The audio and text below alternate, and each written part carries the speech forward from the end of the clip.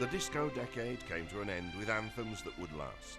Do You Think I'm Sexy by Rod Stewart for the boys, I Will Survive by Gloria Gaynor for the girls, and YMCA by the Village People for those that couldn't make their minds up. In world events, the Shah of Iran was overthrown, Margaret Thatcher became Prime Minister of Britain, and the Walkman went on sale. Top new cars of the year, the Mercedes S-Class and the Honda Prelude. In the Grand Prix world, Mario Andretti was world champion. He'd won it with Lotus and he was staying there for 1979. He had a new teammate in Carlos Reutemann, whose seat at Ferrari had been filled by Jody Scheckter. Scheckter had been replaced at Wolff by James Hunt, whom McLaren had replaced with John Watson. It wasn't all musical chairs, however. Niki Lauda had stayed with Brabham.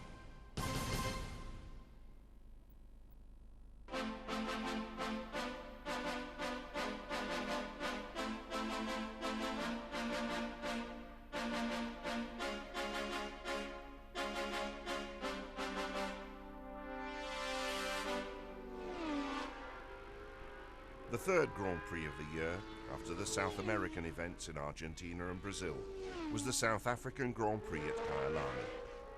As the cars left the new pit complex for practice, it was obvious that the designers had been busy during the winter. Their task was to come up with something to counter the Lotus 79, which had been almost unbeatable the previous season. The Lotus was the first wing car, which used an aerofoil section like a reversed aircraft wing to make the car stick to the track. That meant a slim central section that housed the driver, the fuel tanks, the engine and much of the suspension. The units on either side that formed the aerofoil sections were fitted with skirts to control the flow of air under the car. Watching the cars from head-on like this showed how each team had approached the problem and how similar the designers' responses had been.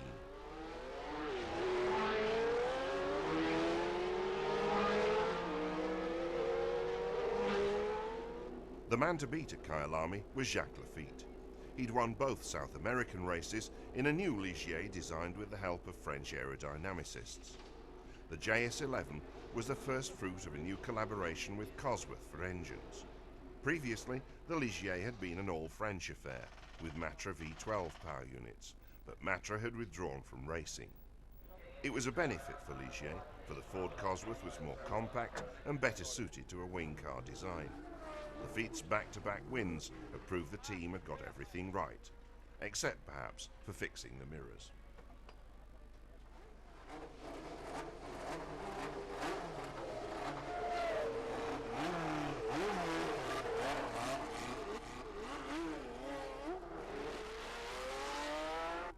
The other big change at Ligier was that the team had gone from concentrating on just one car for Laffite to running two.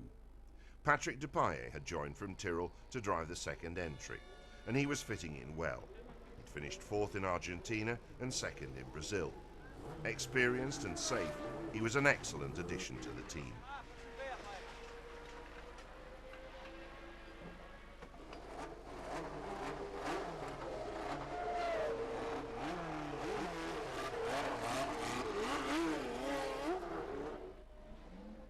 After 2 years with Ferrari and 5 Grand Prix wins for them, Carlos Reutemann had moved on this year to Lotus, the second driver to Mario Andretti.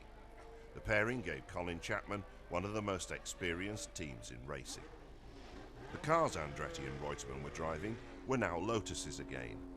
The agreement with John Player cigarettes that had meant for the past 6 years Lotuses had been John Player Specials had come to an end. And for 1979, the Lotuses carried the Martini colours and their own name. James Hunt was also in a new car, having left McLaren, a team that often ran 3 or 4 cars, for Wolff, where 1 was the maximum. He replaced Jody Scheckter, who'd joined Ferrari alongside Gilles Villeneuve. Here, in front of his home crowd, Scheckter had qualified second. On pole, thriving in the elevated altitude of Kyalami, was the turbocharged Renault. At the start, however, Scheckter and Villeneuve, third on the grid, took the inside advantage of Jabouille in the French car.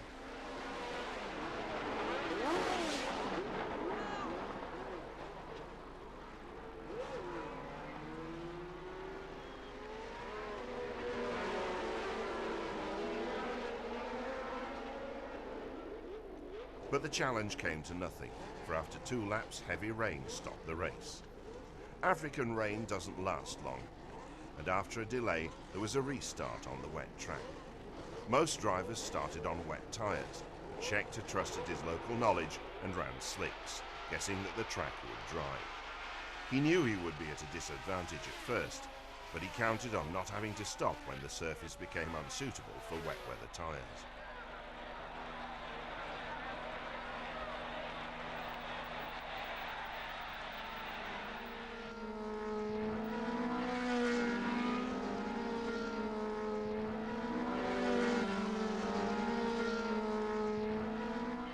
Villeneuve took the lead ahead of Scheckter, Jabouille, Lauda and Jarier, but between the 10th and 15th laps, everyone, except Scheckter, came in for dry tyres. Villeneuve stayed out as long as possible, and smooth Ferrari pit work got him out very quickly. He had lost only 1 place, but that place was first, and he had lost it to his teammate, whose tactics seemed to have paid off.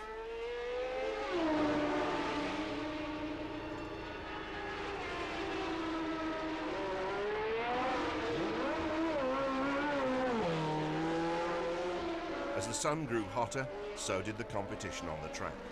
Crowthorne Bend, the fast corner at the end of the start and finish straight at Kyalami, was always a good place to watch the action, although newcomer Elio De Angelis probably wished there were fewer people watching when he put his shadow off and into the catch fencing.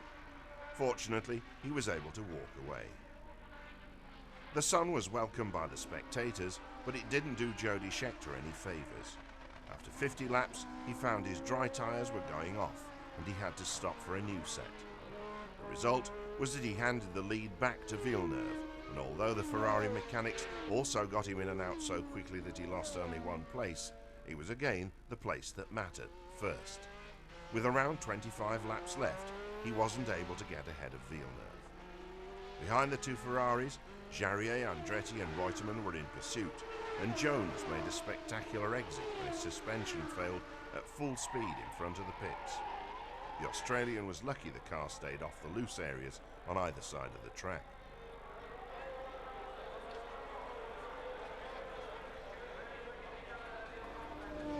Villeneuve took the flag just over 3 seconds ahead of Scheckter, giving Ferrari's new 312 T4 a superb debut. The car adopted wing car principles around an engine that was the worst possible format for such a design. An ideal wing car has a narrow central fuselage and a narrow engine. However, Ferrari's strength lay in its superb flat 12 Boxer engine. A Boxer, the widest possible power unit, therefore presents great difficulties to the aerodynamics specialists. That the Ferrari design team had overcome the problems was a tribute to their skills. Their drivers had the ability, now they had the car too.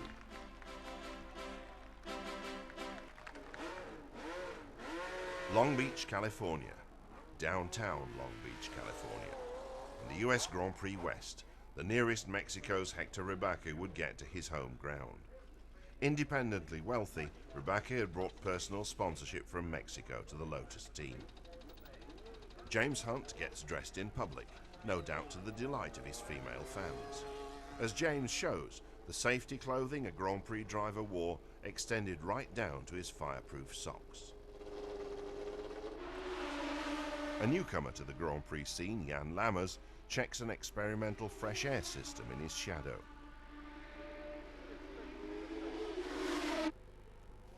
Didier Pironi, in his 2nd year with Tyrrell, has a final check with engineer Brian Lyle before the bodywork goes on and he sets off to practice. The design of the new Tyrrell 009 was very similar to that of the Lotus.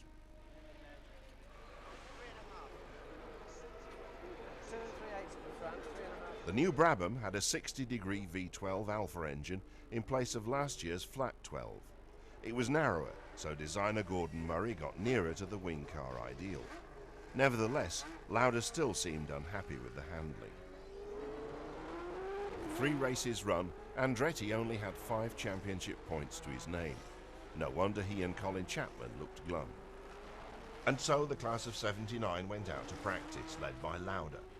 Jody Scheckter, Hector Rebaque, Jochen Mass, Gilles Villeneuve, Arturo Mezzario, James Hunt, Riccardo Patrese, Didier Pironi, Mario Andretti, Emerson Fittipaldi with Derek Daly almost hidden behind him, Nelson Piquet, Patrick Tambay, John Watson, Jan Lammers, Hans Stuck, René Arnoux, Alan Jones, Clay Regazzoni, Elio De Angelis, Jean-Pierre Jarier, Carlos Reutemann, and finally Jacques Lafitte.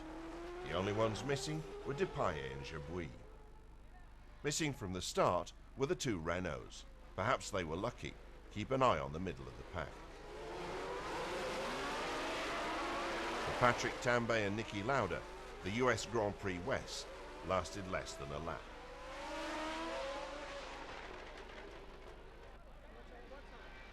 As they cleared away Tambay's McLaren in its unfamiliar Lowenbrau beer colours, Villeneuve was coming through to lead the second lap.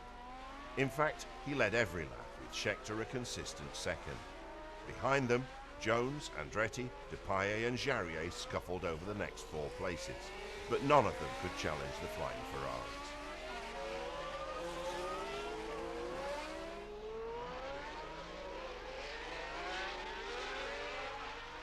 At the flag, even Scheckter was left behind by the Canadian, who finished a whisker under half a minute ahead of his teammate.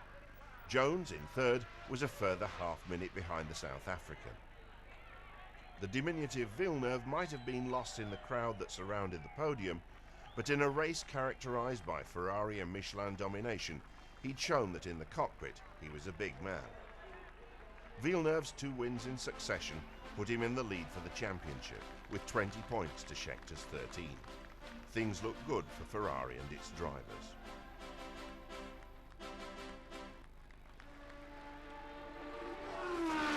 The Spanish Grand Prix at Jarama, and the Ferrari team of Villeneuve, Scheckter and designer Forghieri were the ones to beat. Ferrari had won the last 2 races, but Ligier and this man Jacques Lafitte had won the first 2, so the French team was eager to prove it hadn't lost the touch. And it hadn't. At the end of practice, Lafitte was on pole and teammate Patrick Depailler was second. Villeneuve was third and Andretti, in a new car, the Lotus 80, was fourth. Niki Lauda was sixth, next to Scheckter on row 3 of the grid. Gilles Villeneuve sat quietly in his car while team manager Antonio Tomini watched the weather. It was cool, but rain wasn't forecast. As they were strapped into their cars, the drivers could count on a race without tyre changes.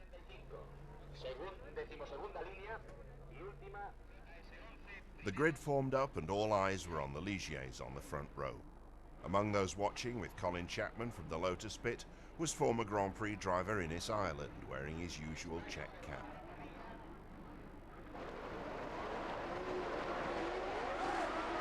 Despite a lunge on the outside by Andretti, the 2 Ligiers held their lead at the start. Depailler was first, heading up the hill behind the pits with the whole field snaking behind him.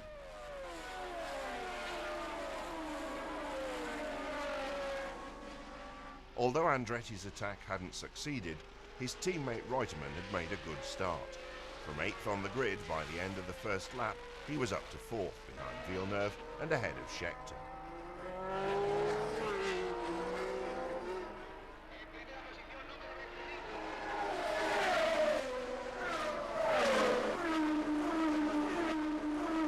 By lap 4, Reutemann was third after passing Villeneuve. Perhaps showing his youthful impetuosity, the Canadian tried too hard to take the place back. He spun, taking Arnoux with him. Fortunately, both were able to continue. James Hunt was not, however. He retired with braking problems.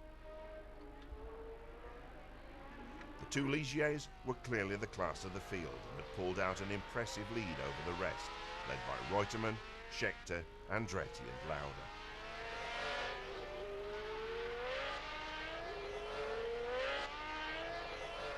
Jones, racing the new Williams FW07 for the first time, was not enjoying himself. After this slow pit stop, he finally retired with a broken gearbox.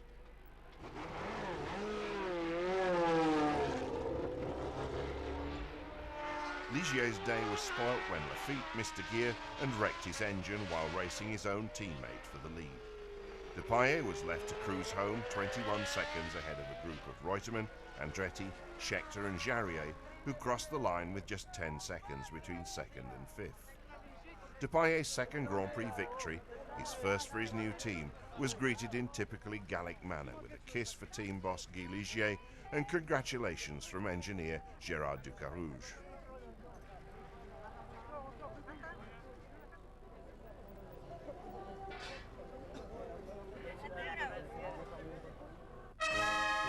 With 3 wins in 5 races, the small French team, led with True Elan by ex-racer Guy Ligier, was making a significant mark on Formula 1.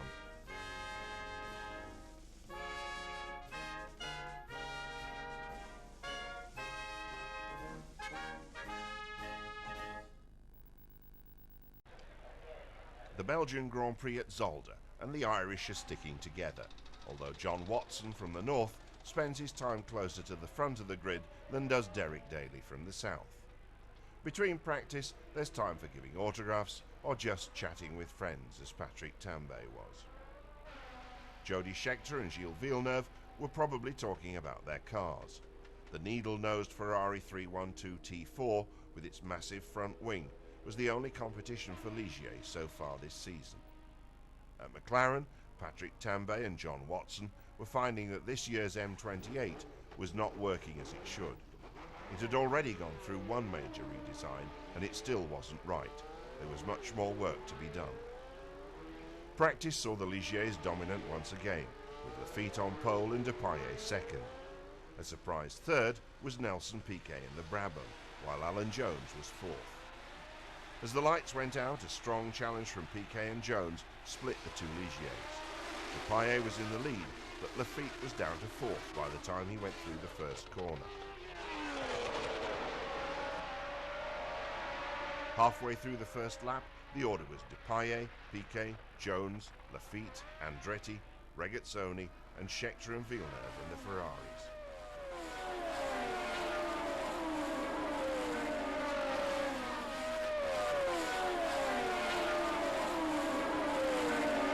At the end of the lap, Jones was hard on the heels of Depailler, with the rest close behind him.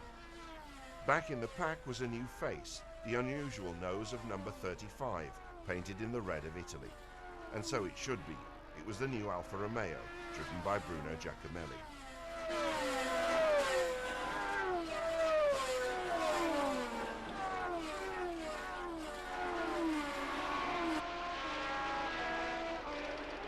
Halfway through lap 2, and the battle at the head of the race is still intense.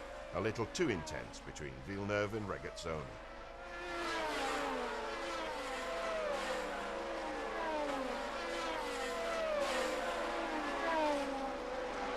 Regazzoni can't believe his bad luck and just sits there. Villeneuve was luckier. After a stop at the pits for a new nose, he was able to continue. Regazzoni had to walk home. As he watched how fast his teammate's car was, he must have had some very uncharitable thoughts about Villeneuve, who'd attacked him from behind.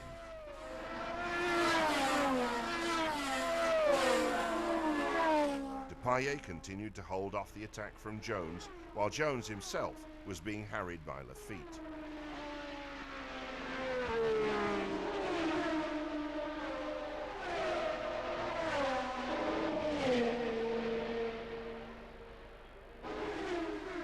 For a car in its first race, the Alfa was going well, holding 15th place and leading the Renaults of Jabouille and Arnoux. Jabouille was driving a new car, the RS10, designed around wing car principles. Depailler and Jones were pulling ahead a little, and Scheckter was looking for a way past Lauda. The race was beginning to settle into a pattern, with some top drivers like Watson and Fittipaldi finding themselves at the back of the pack. Neither McLaren nor Kopasuka had been able to build an effective wing car, and they were losing ground.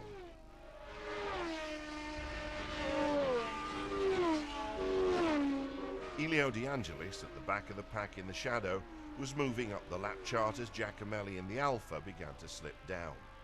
Unfortunately, they met in the middle and it spelt retirement for both.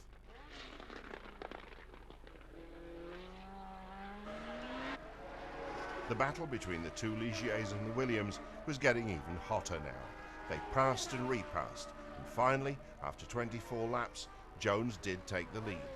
He wasn't a last, however, and 15 laps later the Australian dropped out when his fuel pump died on him.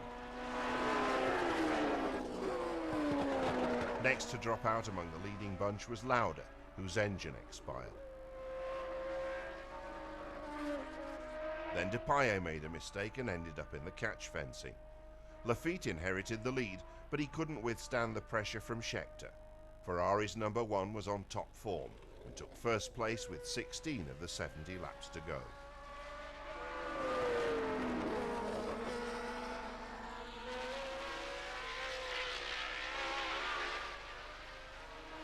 At the flag, Scheckter had a lead of just over 15 seconds over Lafitte, while Pironi, who was third for Tyrrell, was a further 20 seconds behind.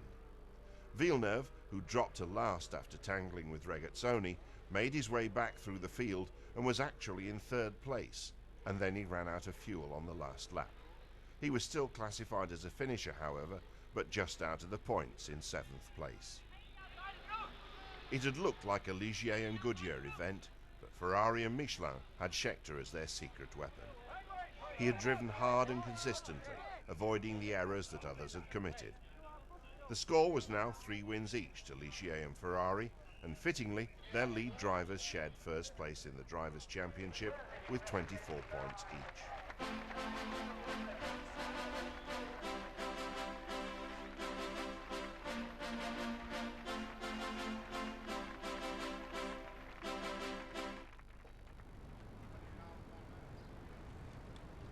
The Navy was lying offshore at Monaco during Grand Prix weekend, but the real off-track action would be in the harbour itself, where yachts would be the venue for many of the best parties. As well as parties, Monaco is popular for meetings. Mario Andretti and Niki Lauda weren't sure that going to a Goodyear meeting would be worthwhile. Can't get any more qualifiers out of that meeting, that's for sure. One worth going now. Not worth going for sure. John Watson and James Hunt had their own meeting schedule, with James' girlfriend as a forceful chairperson. Niki Lauda and Patrick Tambay were discussing where they preferred to be on the grid with the Goodyear men and Nelson Piquet in his first year of Formula 1 and still very quiet. That's where you get the aggravation. Thank God. I'd like to be up front every weekend too. Patrick wasn't even at the back of the grid. He failed to qualify for the second race in succession.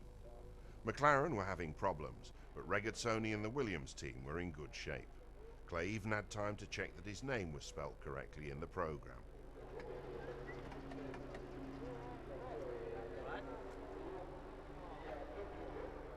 Another team where everything was going well was Ferrari.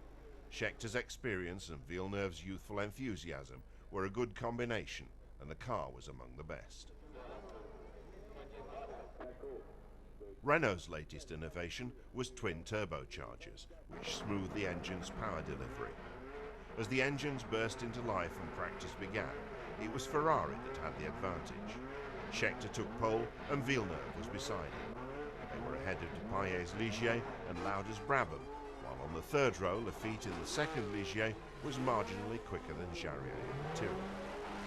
With 3 12-cylinder cars in the first 4 places, it seemed power was what counted here, which was a disadvantage for those less well-funded Ford-powered teams like Ensign, who received no special treatment from Cosworth. For Derek Daly, this meant failing to qualify. Lotus and Andretti did get special Cosworths, but the Lotus 80 wasn't at its best here and Mario qualified 13th. However, with Tissot as a sponsor, Colin Chapman also got the latest watches. Operating them was a different matter, however. Can you put this on the stopwatch for me? Make that into a stopwatch. Which button do I push? I want this watch as a stopwatch. Which one do I push? For a stopwatch? I don't know. The arrival of the Prince is the traditional opening of the Grand Prix, but Soon the photographers were turning back to the track and the start. Scheckter used his pole position advantage and led up the hill and through Casino Square with Lauda, who got past Villeneuve, already a few lengths behind him.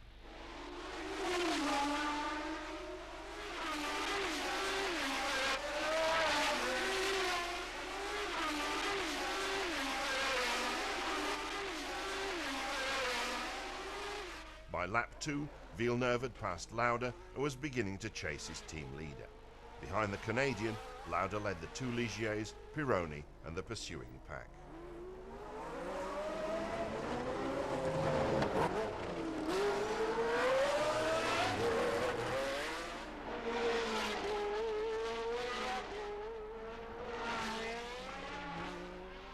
As Villeneuve gradually reeled Scheckter in, it began to look as though the junior team member was making a point.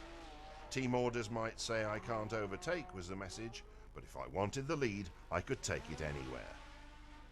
For some laps, it looked as though the Ferrari pair would have it all their own way, until, that is, Alan Jones got his act together. The White Williams began to creep up on Villeneuve, and the crowd, feeling there was a real battle in prospect, reacted accordingly.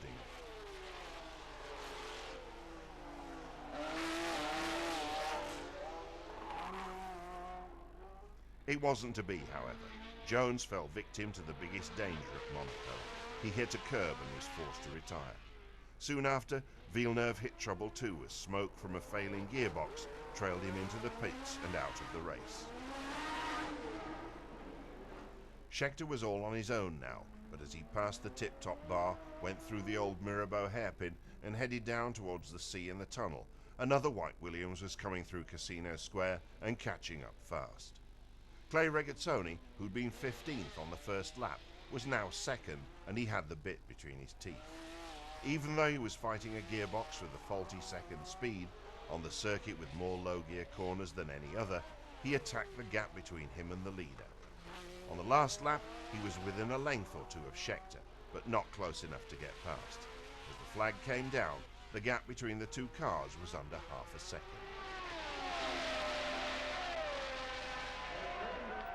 Monaco marked the halfway mark in the World Championship, and this was the point at which, under the strange rules of the time, drivers discarded their two lowest scores and totalled up the rest to provide a mid-season total.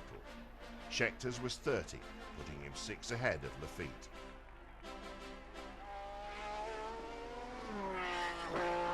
The French Grand Prix, held last year at Paul Ricard on the Mediterranean coast, was back at the Dijon-Prenois circuit in Burgundy this year, with a new car and driver changes at major teams.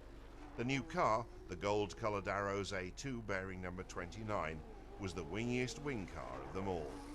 Designer Tony Southgate had tried everything to make his new creation the ultimate negative effect flying wing. He even tilted the Cosworth V8 to fit the shape better. It certainly stood out among the other Lotus-influenced designs.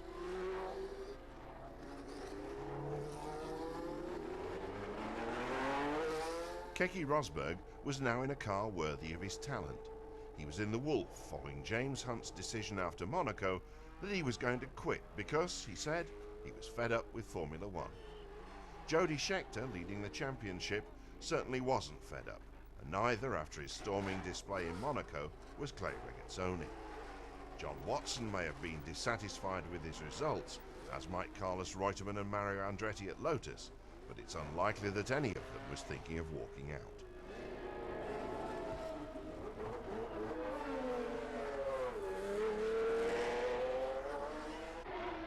The Swedish Grand Prix had been cancelled, so Renault had had 5 weeks of testing and improvement, and the team turned up at Dijon with new cars for both Jabouille and Arnoux. The wing car bodies had been fine-tuned, as had the twin-turbo engine, with the result that Jabouille was on pole and Arnoux was beside him on the front row. No wonder the man from Michelin was looking pleased. Following the two Renaults in the practice times was Gilles Villeneuve, another happy user of the tyres from Clermont-Ferrand.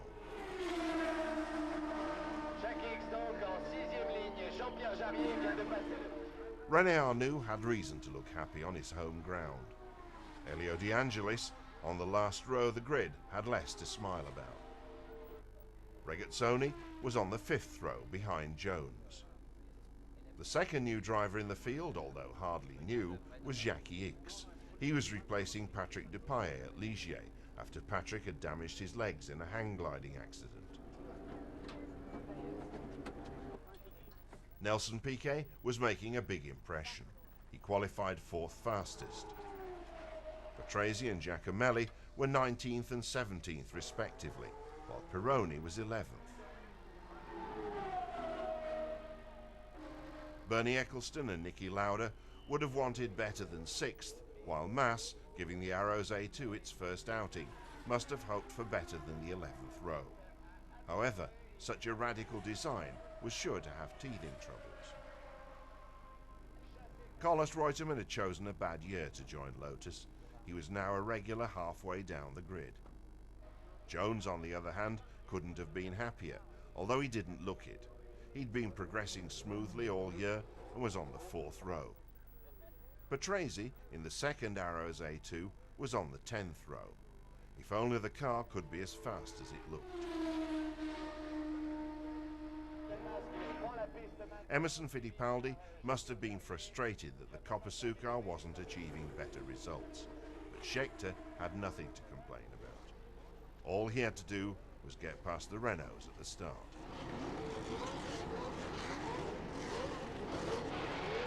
He didn't, but a Ferrari did. Villeneuve shot through from the 2nd row, leaving Jabouille and Arnoux in his wake. Arnoux, in fact, was overwhelmed, and as the field roared through the dips of the Dijon circuit for the first time, he was down in 8th place, while Villeneuve held a solid lead.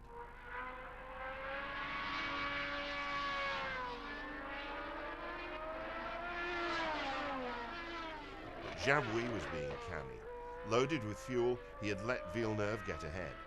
Around halfway, the Ferrari's brakes and tyres began to suffer. Jabouille's maintained their edge, and he took the lead. Arnoux, meanwhile, had been climbing back up through the field. As the final laps approached, he was within striking distance of Villeneuve, and over the last 3 laps, they fought a no-holds-barred battle that saw Villeneuve come off best by a mere 2600ths of a second.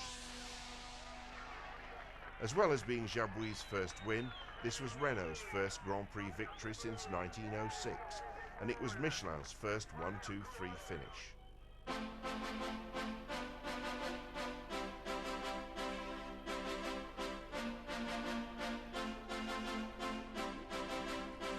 The flying wasn't all in the air at the British Grand Prix. During practice at Silverstone, Alan Jones had completed a lap at 146.84 miles per hour, the fastest ever round Britain's Premier Grand Prix circuit. Gilles Villeneuve, 13th on the grid, wasn't so happy. The Ferraris were not at their best here, for Jody Scheckter was also badly placed. He was 11th.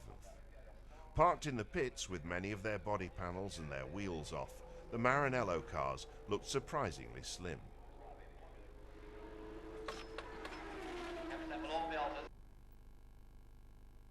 Alfa had designed a new, slimmer V12 engine last year, but Niki Lauda's Brabham still wasn't a true wing car like the Lotus or the Ligier.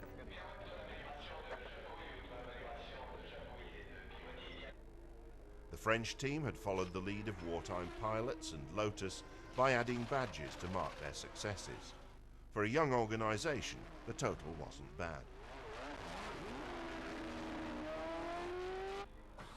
Parachuted in at Wolf after James Hunt's surprise departure, Keke Rosberg qualified 14th. Jabouille, second on the grid, and his Renault mechanics were probably not as concerned with racing history as was the typically British commentator. Ever held in Great Britain. The fastest Brooklands lap was just over 143 miles an hour on a banked circuit. We're talking about an ordinary road with lots of corners and a chicane. And I think we're going to beat the Brooklands record for the fastest race ever held in Great Britain here at Silverstone, where it belongs. Jones' time was over half a second faster than Jabouille and almost a second and a half faster than teammate Clay Regazzoni, 4th on the grid. Piquet was 3rd fastest in practice and Lauda was 5th, probably not happy to be out-qualified by the youngster. New innovation in Formula 1 racing. The pit road is now closed. Any car has to go up it, has to stay. Both Piquet and Lauda were in Brabham cars, but the man whose name those cars carried, Jack Brabham, was on the grid with Mario Andretti and Colin Chapman. Gilles Villeneuve was talking brakes with the man from AP, an English supplier to Italy's foremost race car constructor. At the start, it was a Williams that took the lead, but it could have been Regazzoni, not Jones. The Swiss driver had caught out those ahead of him on the grid. But by the time the cars came round to complete the first lap, Jones was where he was expected to be, in the lead.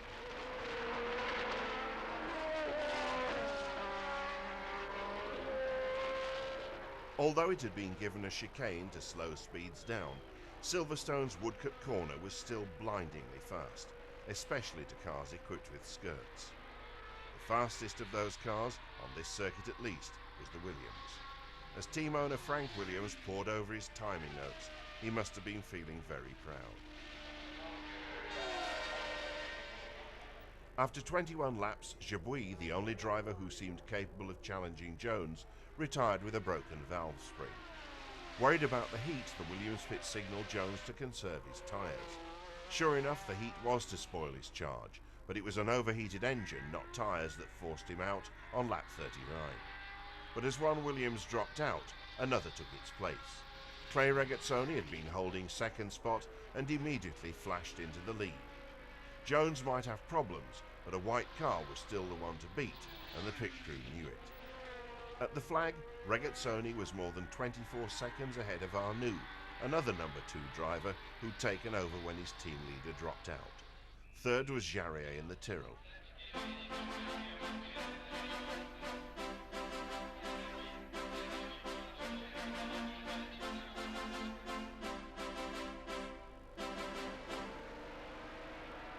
A group of cars prepare for the German Grand Prix. After the win at Silverstone, another high-speed track, Regazzoni and the Williams were strongly fancied. However, 6th on the grid here was far from ideal. Gilles Villeneuve, carefully preparing his helmet, must have been disappointed with his Silverstone result.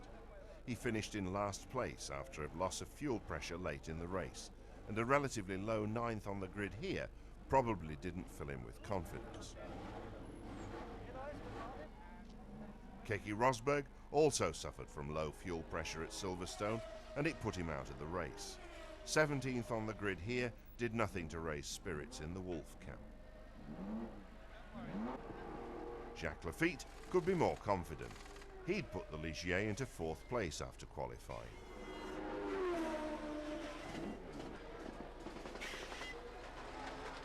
Jones was on top form, but he still had to give best to Jabouille and the Renault, which beat him to pole by just 0.27 of a second.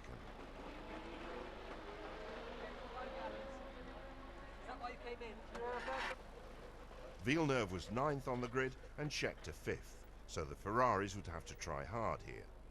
The crowd of over 120,000, all seated in the cacophonous cauldron that is the Hockenheim Stadium, could look forward to an exciting race.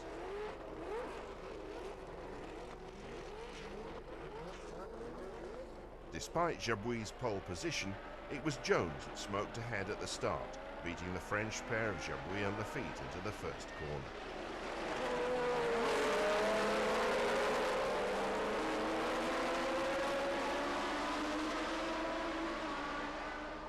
As the crowd strained to see who was in the lead, the cars came back into the stadium.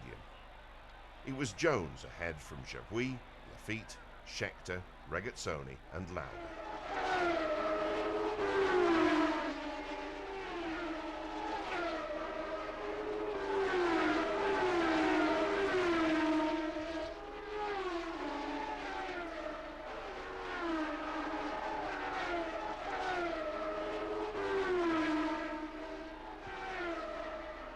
As Jones flashed through the stadium for lap after lap, it was clear the Williams was the fastest car on the track. Jabouille dropped out after 8 laps, and on lap 13 Regazzoni passed Laffite to take over second place and underline the supremacy of the Williams FW07 and the work of designer Patrick Head. Jones and Regazzoni finished just under 3 seconds apart, with Laffite another 15 seconds behind. Frank Williams must have felt ecstatic.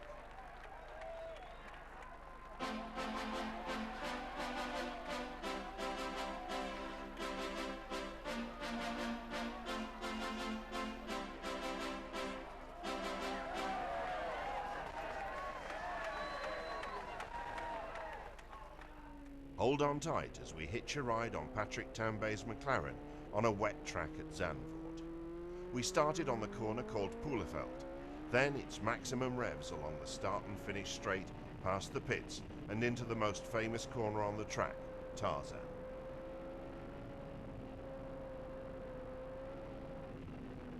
Tarzan takes us around 180 degrees and it's difficult in the dry. In the wet, well, you be the judges of that. Patrick's no sooner out of Tarzan than he's into Hunsrück, and the McLaren's fighting for grip everywhere.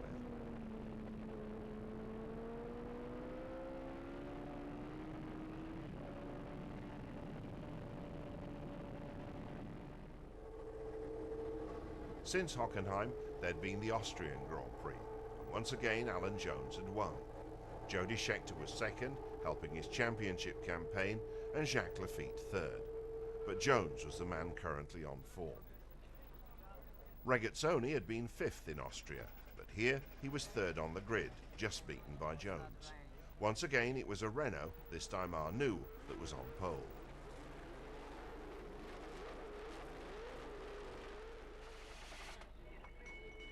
Villeneuve, sixth on the grid, was still learning about such things as analysing the temperature sheets handed to him by the tyre technicians.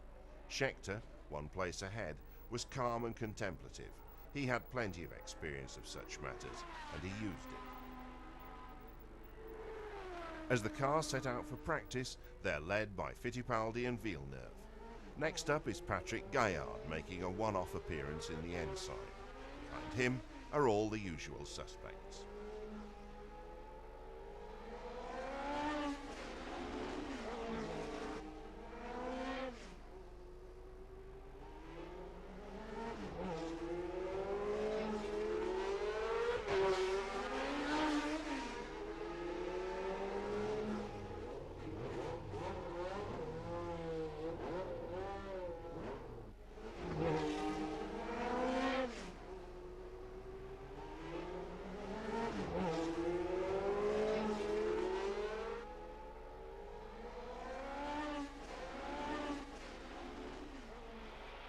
The start, and while Jones gets away safely, Regazzoni and Arnoux come together on the left of the grid.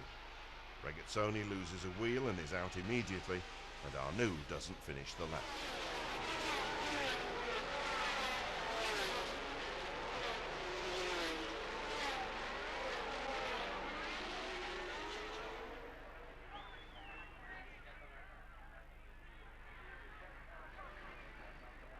Clear of the collision, Jones and Villeneuve led Jabouille, Pironi and the rest of the field into the Hunsrück.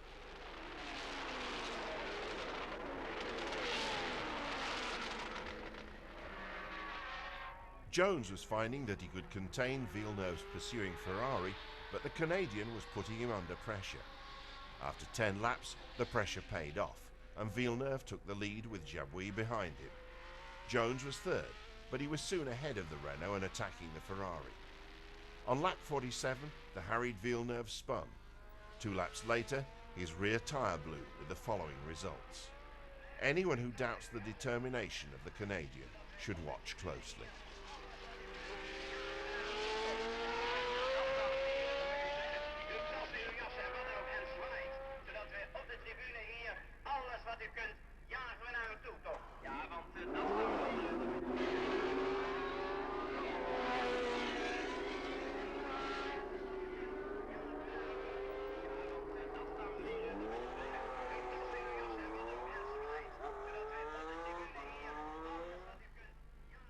A tyre like that needs gentle treatment, but Villeneuve didn't know how to drive slowly. Jones was now in an unchallenged lead, and the Ferrari pits were due for a visitor.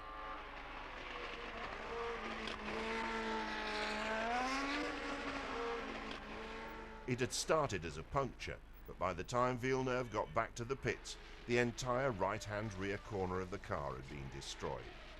Again, it has to be said that Villeneuve didn't know how to drive slowly, and that was his unique strength. He broke cars, but he drove them like no one else could. Out on the track, Scheckter was passing Rabac, not a difficult thing to do, but the Ferrari team leader was now lying second. A serious-faced Frank Williams was probably sure Jones was safe, but in racing you never count your chickens, at least not until the flag drops, and then you can smile as much as you like. It was smiles all round in the Williams camp, but it seemed an age before Ferrari could cheer Jody home second. In fact, it was 21.783 seconds.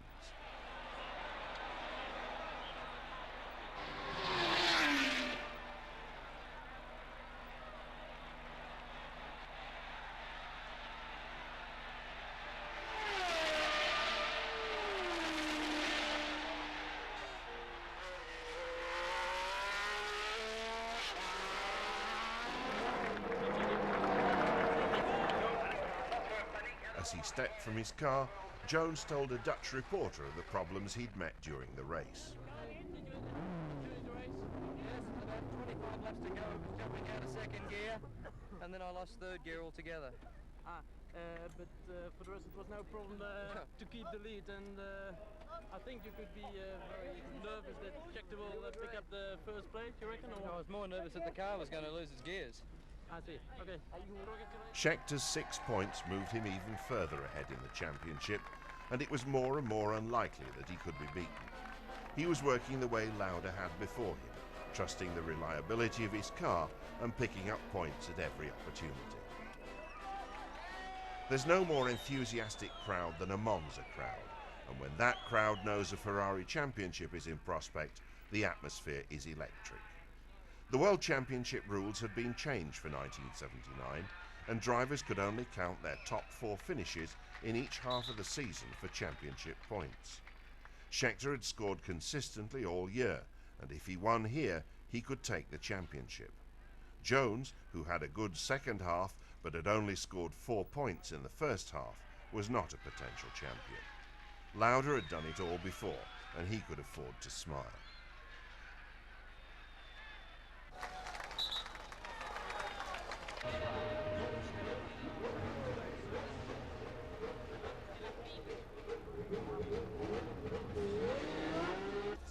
Arnoux and Jabouille didn't have too many championship points, but they were on the front row of the grid here. Their time would surely come. The crowd's time came when the lights went out and the pack was unleashed towards the first chicane. All except Jones, that is. The Aussie made an awful start and was swiftly overwhelmed as Scheckter took command of what could be the most important race of his life.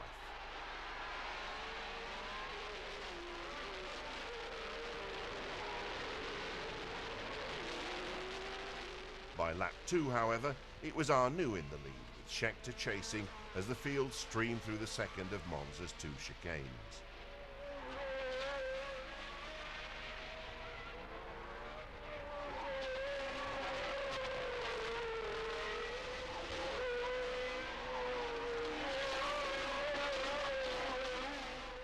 Arnoux dropped back on lap 12, retiring a couple of laps later with ignition problems.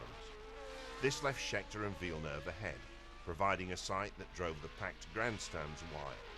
2 Ferraris leading the Italian Grand Prix with the prospect of a World Championship for the winner was enough to excite any red-blooded Italian. And when it happened, Jody Scheckter wasn't the only one to punch the air in jubilation. Jody Scheckter was the first South African to win the world title and was certainly the most successful of the few of his countrymen who had competed at the top level in motorsport. He'd won the title by doing what he did best, driving the car quickly, without taking unnecessary risks, and with great mechanical sympathy. He'd shown great skill at Tyrrell and with Wolff, but this year, with the backing of the Ferrari team and its engineering resources, he'd been able to show his best. Villeneuve had the flashes of brilliance, but Scheckter got the results. Among the newcomers to the championship, the most important was a car rather than a driver. 1979 saw the first victory for a turbocharged car. Renault had showed the way to the future. The points totals, reflecting each driver's best 8 results out of 16 races, make the championship look closer than it was. Scheckter would still have won if every round had counted, and he would still have won with 2 races left to run. He was a very worthy champion.